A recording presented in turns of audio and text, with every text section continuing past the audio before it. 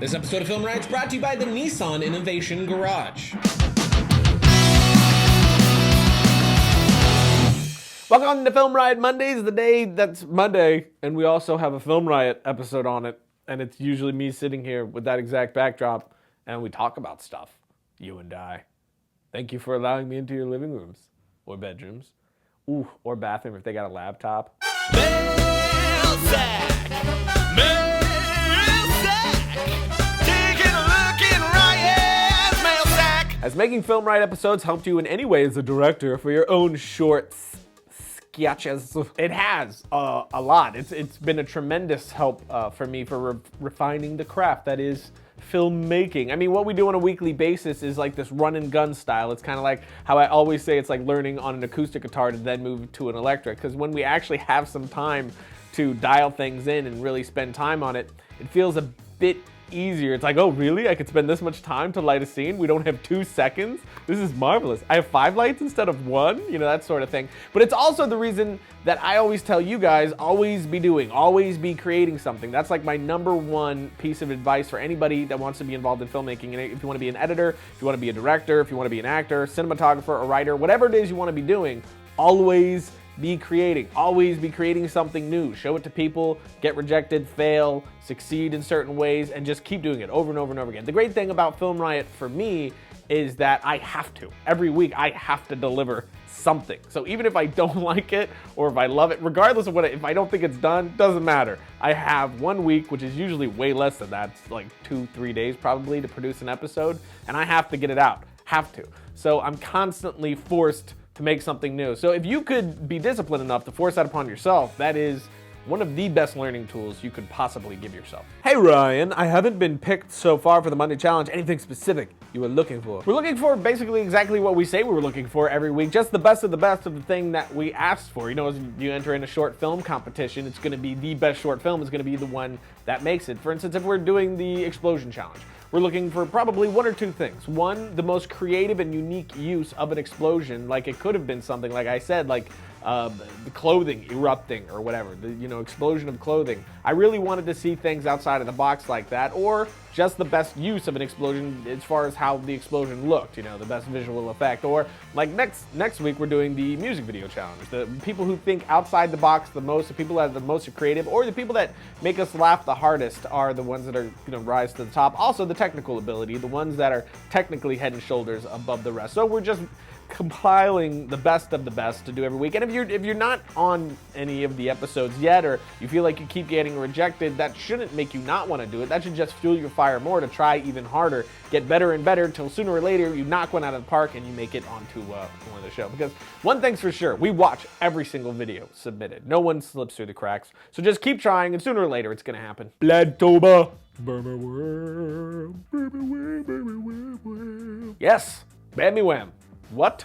Yes, Bloodtober coming. What do we got? 2 weeks till Bloodtober starts? Yeah. I like Bloodtober. It gives me an excuse to, well, get bloody and be violent and gory, and people are expecting it. And nobody's like, come on, Ryan, that was a bit disturbing, because it's October, it's Bloodtober. Sup, Ryan? Can you tell us what we get about the son of a tet when I call about a Buddha pop? I get the posters probably from where anybody else gets them. Most of them I just get from Amazon. The ones that are like enormous and ridiculous, I actually got from a movie theater down in Florida because my brother knew a guy who knew a guy. Who knew a guy.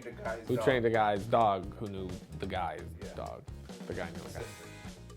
Mostly just Amazon.com though. How can you create tension in a horror film? That's a hard thing to just answer a question. I think it would take a really long time. I'm even kind of flustered with where even to go with this. It's a lot of things combined into one. Music obviously plays a big part. Where you place the camera plays a big part. Are you trying to make the audience feel like they're within this situation or looking out of it?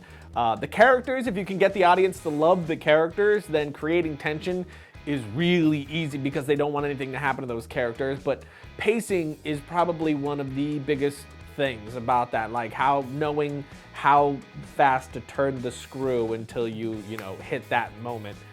So it's really a hard thing to answer, not one that can be answered clear and concisely. So I don't know, maybe that helps, maybe you're more confused. Favorite British film? I don't know. That's a tough, off the top of my head, I guess 44 Inch Chest blew me away, and I really love Lock, Stock Beyond that, I would have to think about it some more. Please answer this. What's your favorite genre and why? That's another super hard thing. That's like asking what your favorite movie is. That's like really hard. I don't really have a favorite genre. I fluctuate between a few. I'm a huge sci-fi fan.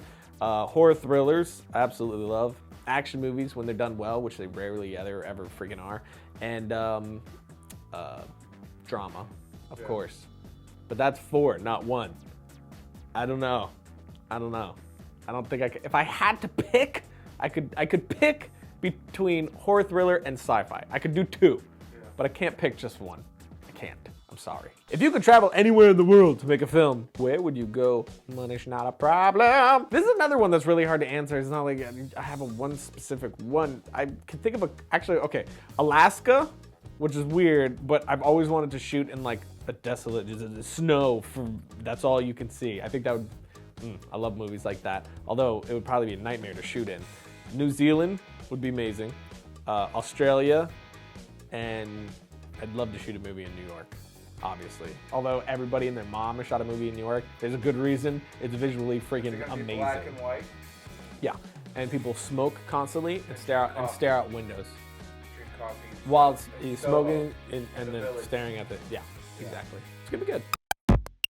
Some of the world's best ideas have happened in garages, like music, computers, electric cars, and the list just goes on and on. Well, Nissan has created their own virtual garage to help bring your ideas to life. It's called Nissan's Innovation Garage, and submitting your ideas is wicked easy by going to nissaninnovationgarage.com. Your idea doesn't have to be limited to cars either. Your only limitation, really, is your own imagination. For me, I don't know. I would want to put Gatling guns on a car, or give it wings, or make it time travel when I hit 88 miles per hour.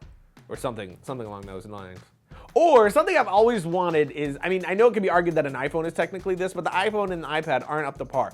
I'm talking about like a camera with the capabilities of my 5D that's also like a little computer. Its only purpose is it can shoot, it has good audio, and then once it's done, within that same thing, I can edit and deliver right to YouTube. It'd just be a podcaster's dream. But anyway, once you submit your idea, which is probably 10,000 times better than mine, Nissan's panel of engineers will choose 2 grand prize winners to get a $50,000 grant to fund their idea, as well as a new 2013 Nissan Altima. And I mean, how cool would it be if your idea made it big? The deadline to get your idea in is October 12, 2012, so get on it right now. Check out all the details at nissaninnovationgarage.com. So that's it for today, which means it's time for the short film suggestion of the week. And this one actually comes from Martin Scorsese, which he did a short film in 2007 to actually promote a champagne company, which I forget the name of the champagne company off the top of my head. But the film is called The Key to Reserva. And the whole idea is that they found this 3 pages of a Hitchcock script that he then wanted to make and make it just like Hitchcock did, which again, it is to advertise a champagne, but it is a short film as well, and it's freaking fantastic. He really dialed in that Hitchcockianness into the short film, and it's really, really cool to see. It's also really cool to see him reserved in a lot of ways, but also almost seems like what Hitchcock would have done with a lot of the technology we have nowadays. So definitely check it out right here. It's a little old, so I don't think there's a full HD version anywhere, but it's definitely worth your time. And that's it. We'll see you guys next week when we finally get the music video challenge. I cannot wait to see what you guys have come up with.